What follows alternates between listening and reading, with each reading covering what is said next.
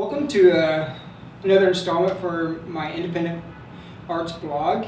Today I have here Patrick Mandeville, a good friend and a fellow independent filmmaker.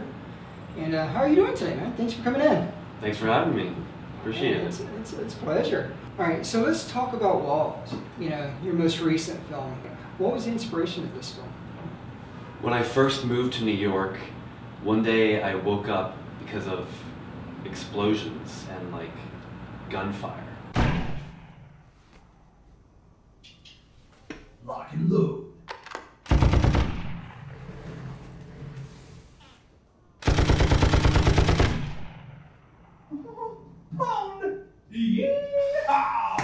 And then I realized that it was coming from my neighbor's apartment, and he was playing like Call of Duty or some video game with lots of explosions and guns, and it kind of made me realize that being in New York and being in such close quarters to people, you hear them and get to know them in ways that they don't know you know. I had never met my neighbor at this point.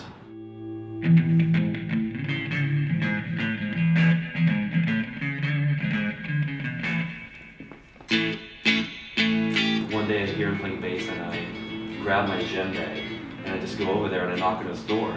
And he opens it and he's shirtless with nipple piercings and just standing there kind of looking at me. I don't think he even said anything. And I just like held up my drum and was like, "You want to jam?" He's like, "Oh yeah, sure, come on in. I'll put on a shirt. Let's jam." And I jammed with him a bit. It was great fun, but it was kind of funny because up until that point, you formulate your own image of what they're like just based on these little facts that you hear. And I realized that when you're in such close space, we have these walls between us that make us think that we are isolated, but actually we are being involuntarily brought into our neighbors' lives, and they're involuntarily being brought into our lives.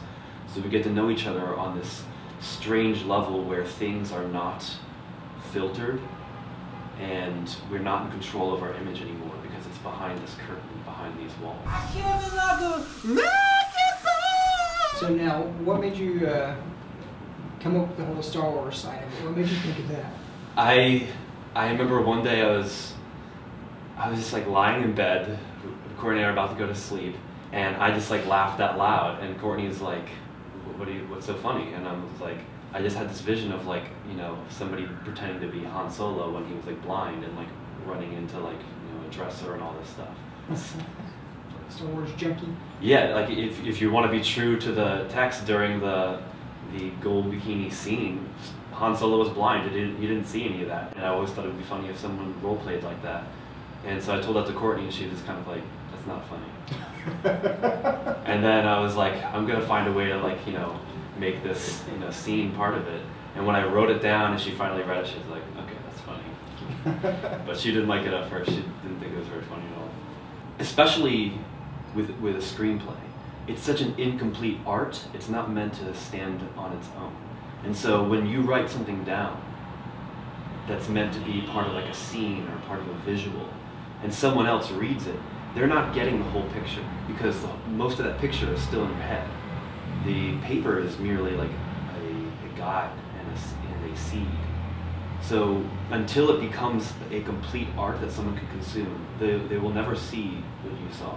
You know, how can we get this thing from someone's head onto the screen? Because you do have to get everybody on the same page, but also leave a little bit of openness so that the project can remain collaborative and people can bring their ideas in. Which is interesting because on Walls, I thought it would be very important to have some improvisation and give the actors a chance to get their takes. I talked to Carol, who is the production manager, and I had her build in like a little bit of extra space everywhere, so that at the end, once I got what I wanted, I could say, "Okay, here's a take for the actors. Do whatever you wanted to do." And we ended up keeping a lot of those takes. It was nice because they understand their character and they understand something, and it's always better to have more minds in it. And I think they did an excellent job coming up with ideas and just having a little bit of fun with it. It's nice when it's a comedy because you can keep it kind of loose and let people have fun. Now, I'm just curious, did they like collaborate with each other a little bit? Says, "Hey, I'm gonna say this, you say that," or that sort of thing, or they just sort of like go with it? Yeah, I mean, I guess the film is kind of funny. You know, there's very rarely like two people on screen together, so people were able to do kind of their own thing a little bit with like their sounds or their emotions, or whatever. But yeah, in one scene in particular at the very end in the bedroom, and the actress, when she was younger, she actually thought Han Solo's name was Hans Solo, and she decided to make that part of the scene. And the actor obviously just kind of reacted very appropriately to her improvising. Hans! Save me from that!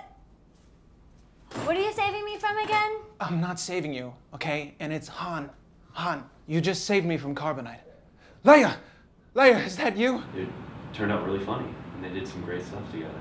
I personally thought the film was great, you know, well shot, you know, probably one of your best ones.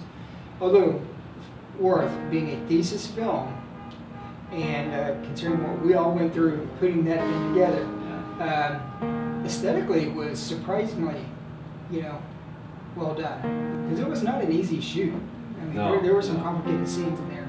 And that was, I mean, that first day that we had in the basement where we were shooting the prisoner of war stuff, not only was it a long day, but that was our first shoot altogether, all of us. That scene, just, I mean, personally, it is hard to tell that, you know, as a thesis film compared to something with a much bigger budget, you know, it was well done.